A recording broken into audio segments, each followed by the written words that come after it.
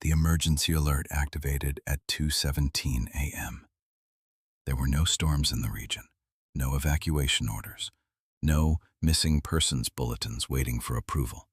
The dashboard in front of me remained a steady green, but outside the sirens began to sound. At first I thought it was a delayed test.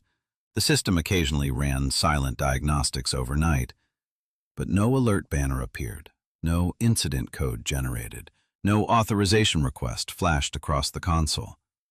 According to the network, nothing was happening. I had been on shift for 19 minutes. The emergency alert monitoring center sat miles beyond the county line, a low concrete structure positioned between two ridges where cell service faded into static. 3 secured doors had locked behind me when I entered that night, each sealing with a hydraulic finality that suggested the building was designed less for convenience than containment. Inside, the servers hummed steadily.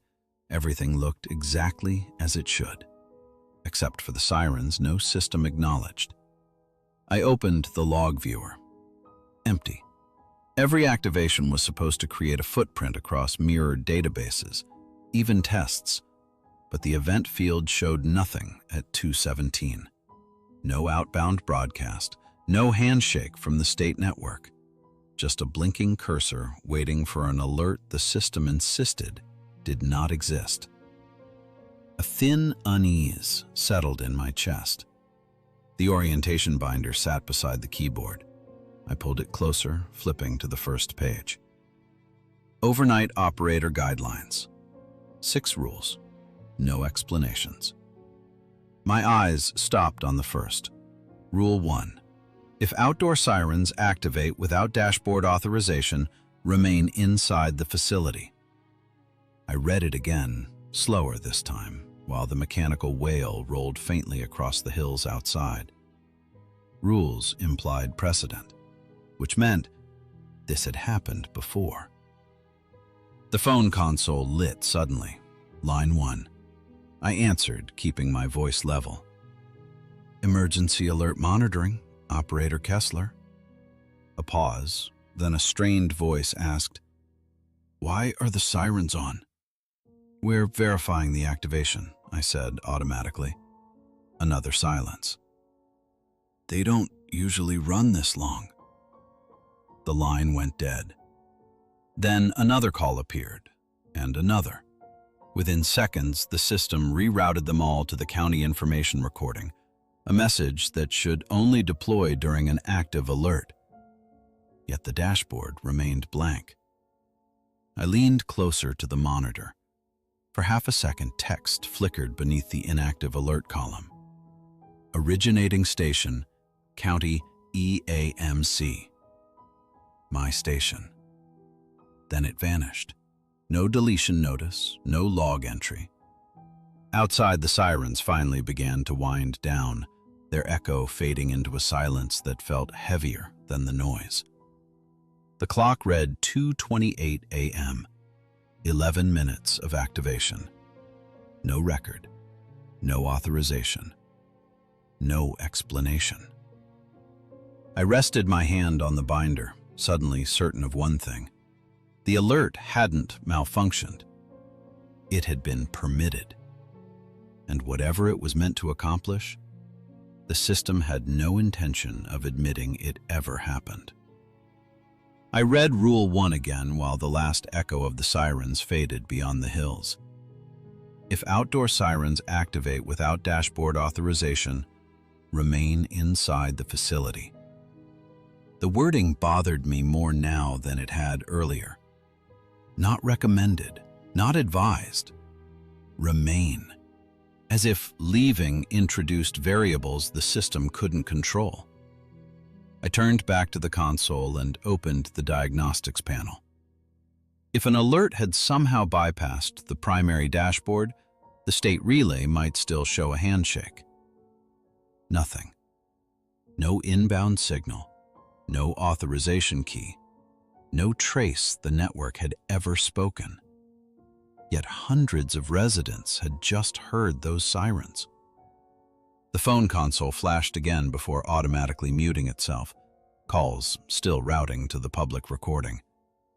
The system was behaving exactly as it would during a legitimate activation. Everything except the logs. I pulled the orientation binder closer. The paper felt heavier than it should have. Rule 2.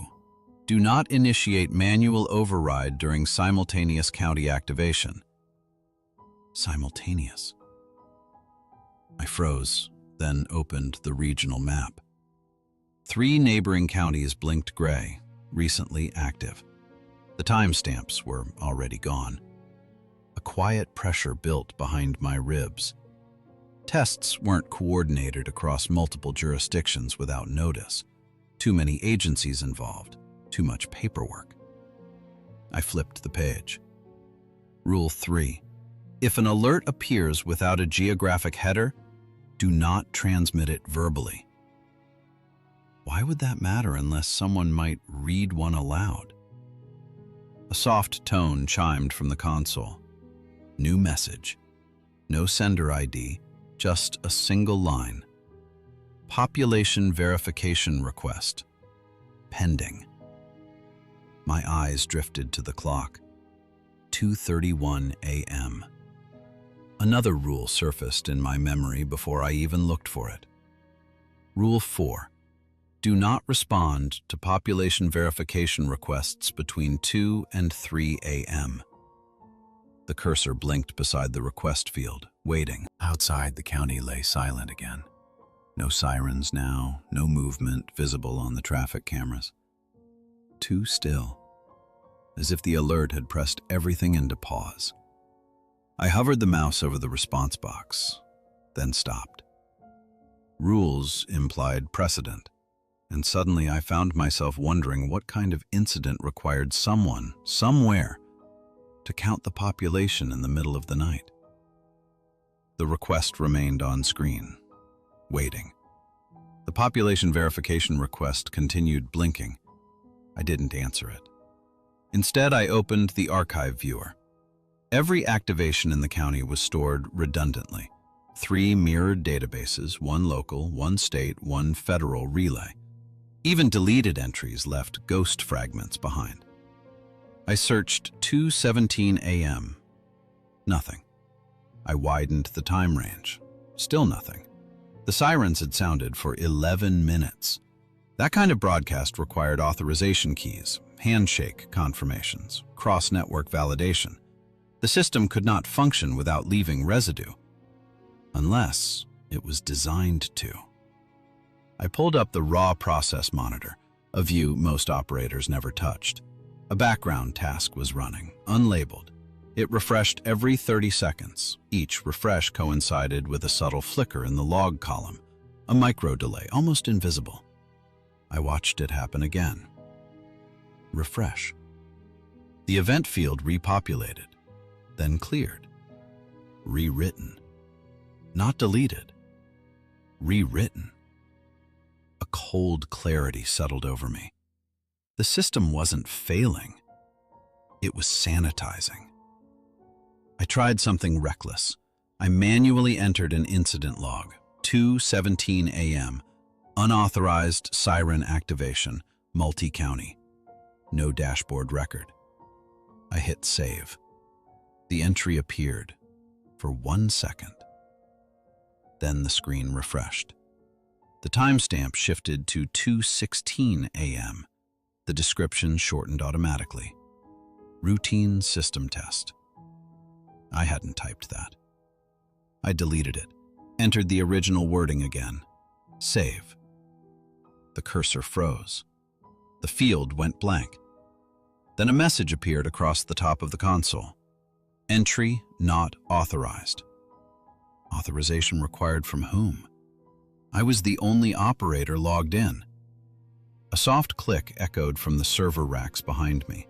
A mechanical sound, but sharper than the usual hum. The population verification request flashed brighter. The timestamp now read 2:32 a.m., exactly inside the prohibited window. I opened the regional map again. The neighboring counties no longer showed gray status. No recent activity. Clean. like it had never occurred. I leaned back slowly, staring at the monitor. The sirens had sounded, residents had called, 3 counties had activated simultaneously, and now the system insisted none of it had happened. Not because it malfunctioned, but because something had removed it in real time. The verification request pulsed again, waiting. I left the verification request blinking and opened the long-term archive. If the system was sanitizing current logs, older anomalies might still leave inconsistencies, timestamp gaps, overwritten sectors, irregular maintenance notes. I filtered by date. 5 years back, then 10, then 15. Most nights were predictable. Routine weather tests, scheduled drills, occasional amber alerts. But certain dates stood out. Not because something was logged, because something wasn't. Every few years, same month, same week, there was a narrow window between 2 and 3 a.m. where data density dipped. Not zero, just lighter. Fewer entries than surrounding nights. Statistically insignificant unless you were looking for it. I zoomed further. The gaps aligned across multiple counties. 3 to 5 jurisdictions at once, always overlapping, always within that same hour. I checked maintenance records for those dates. Each entry read almost identically. Routine system optimization performed. No public activation recorded. Optimization. The word felt surgical. I pulled population data from the county statistics feed, public records mirrored locally for emergency planning. Again, nothing dramatic, no disasters, no headlines. But on each of those dates, there was a marginal downward adjustment in census estimates the following quarter, small enough to attribute to migration, statistically explainable, unless you laid the years side by side. The pattern tightened. Alert window, log suppression, optimization entry, population adjustment. I sat back, listening to the quiet hum of the servers. The verification request still pulsed beside the console clock. 2:36 a.m. Tonight wasn't unique. It was scheduled. Not in any public calendar, not in any documentation visible to operators, but scheduled nonetheless. I searched internal staff notes tied to those previous dates. One detail surfaced repeatedly. Operator reassignment. No termination records, no disciplinary actions, just quiet transfers to other divisions or departments that didn't exist in the current directory. A thought formed slowly, heavily. The alert wasn't a mistake. The suppression wasn't damage control. It was maintenance. And maintenance implied repetition. The cursor blinked beside the population verification request again, waiting for confirmation, as if the system needed someone to acknowledge what had just been adjusted. Outside, the hills were silent. Too silent. Like something had already passed through, and the records were simply catching up. The population verification request pulsed again. 2:38 a.m. I hadn't touched it. I hadn't acknowledged it. Still, the cursor blinked as though waiting for compliance. Then the internal line rang. Not the public channel, not the county routing system, the internal extension. There were only 3 numbers in that directory: mine, the supervisor's, and state relay. The caller ID displayed EAMC, internal. I stared at it for a moment before answering. "Monitoring," I said. Silence. Not static, not dead air, just presence. Then a voice, level, unhurried. "Do not respond to the verification request." It wasn't distorted. It wasn't mechanical. It sounded professional, familiar even. "Who is this?" I asked. A brief pause. You are not authorized to create documentation for tonight's activation. My throat tightened slightly. There's no activation logged, I said. That is correct. The response came without hesitation. My eyes drifted toward the raw process monitor. The unlabeled background task refreshed again. You're rewriting the logs, I said quietly. No, the voice replied. The logs are being corrected. Corrected? As if something had been misinterpreted. The population verification prompt brightened again on the console. You will allow the request to expire, the voice continued. You will not acknowledge it. And if I don't? Another pause. When the voice returned, it was almost patient. Operators who fail to follow containment protocol are reassigned. Reassigned. The word landed heavier than it should have. I thought of the archive entries, the repeated pattern, the missing names. Reassigned where? I asked. The line remained silent long enough that I wondered if the connection had dropped. Then, that information is not available at your clearance level. A soft click echoed in the server rack behind me. The population request timer began counting down. 0029, 0028, 0027.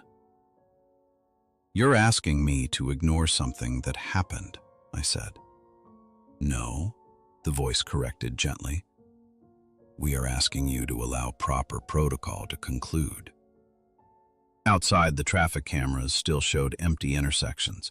No headlights, no pedestrians, no movement. The sirens had stopped minutes ago, and yet the county felt reduced, like something had been quietly removed. The timer hit 0. The verification request vanished. No confirmation message, no audit trail, just absence. The voice spoke once more. Thank you for your cooperation. The line went dead. The internal directory showed no recent calls, no duration logged, no connection history. The console returned to steady green. Clean. Corrected. The rest of the shift passed without incident. No additional alerts, no calls, no messages from the internal line. By 5:12 a.m., the eastern ridge had begun to gray with approaching daylight, the control room monitors dimming automatically to compensate. Everything looked normal again. Too normal. At 6 a.m., the day operator arrived, a tall man named Granger who offered a polite nod as he set his travel mug beside the console. Quiet night? He asked. The question lingered in the air longer than it should have. There was an activation, I said carefully. Around 2:17. Granger logged in without reacting. No, there wasn't. He didn't even check the dashboard. I studied his expression, searching for irony, confusion, anything suggesting misunderstanding. There was nothing. I turned the monitor slightly toward him. The sirens ran for 11 minutes. Multiple counties lit up. He glanced at the screen out of what felt like courtesy. Still green, still empty. If it's not in the system, he said evenly, it didn't occur. The phrasing was too practiced to be casual. What about the verification request? That made him pause, just briefly, before typing something into his terminal. A diagnostics window opened, then closed. System looks healthy, he said. Healthy. Like a patient whose symptoms had been deliberately erased. I reached for the orientation binder. Something felt wrong before I even opened it. The spine resisted differently, the pages sitting tighter together. I flipped to the guidelines. Still 6 rules, but they weren't the same. Rule 4 now read, Population verification requests between 2 a.m. to 3 a.m. will be handled automatically. Operator response is not required. Handled automatically, as if my involvement had never been expected. I checked the footer. Revision, 5:42 a.m., less than 20 minutes ago. They update the manual pretty often, Granger said, noticing where I was looking, for system efficiency. My mouth felt dry.